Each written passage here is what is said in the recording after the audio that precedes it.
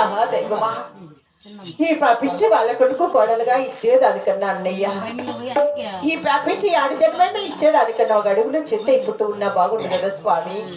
10 మంది కూర్చున్నా చల్లని నీడనిచ్చిందా పుణ్యముండు కదా నాకు అన్నయ్య. 10 కాయలు కాసిన 10 పక్షులు తిన్నా నాకు పుణ్యముండు కదా స్వామి. ఈ పాపిష్టి ఆడి జన్మం ఇచ్చి ఈ పాపిష్టి వాళ్ళగుండకు ఈ అత్త మామలకు నన్ను కోడలుగా ఎందుకు చేశావన్నయ్యా? ఈ కష్టం ఎలా స్మరించదు స్వామి.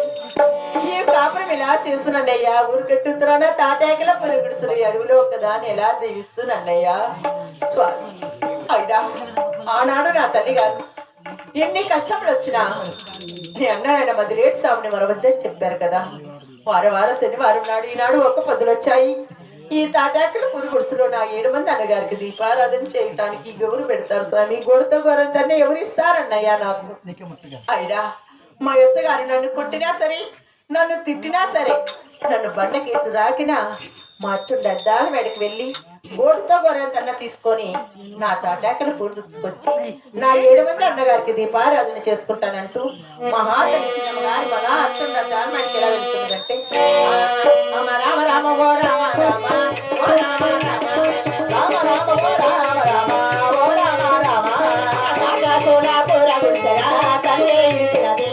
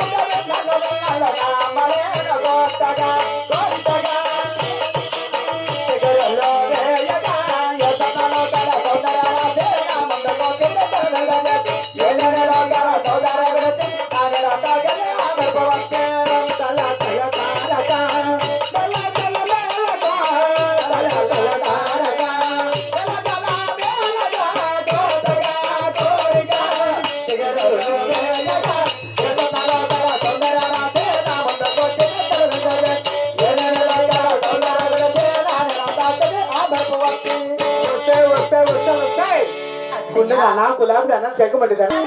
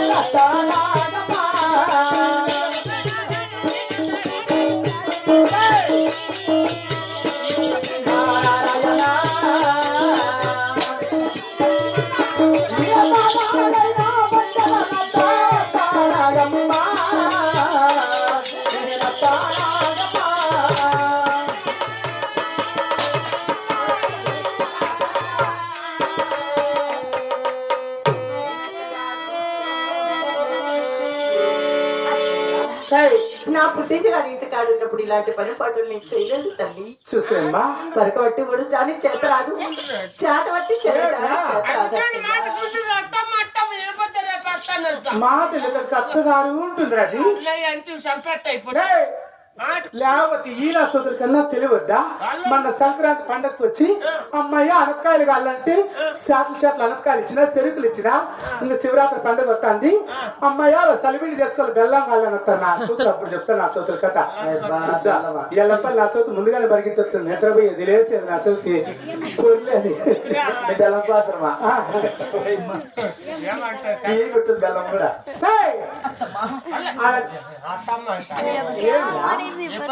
అత్తమ్మ నా దొంగతూరన్న లంజలు అవకాలు అలా తర్వాత అలా చేసుకొని కుక్కలు కొడుకు చెట్టుకు రావి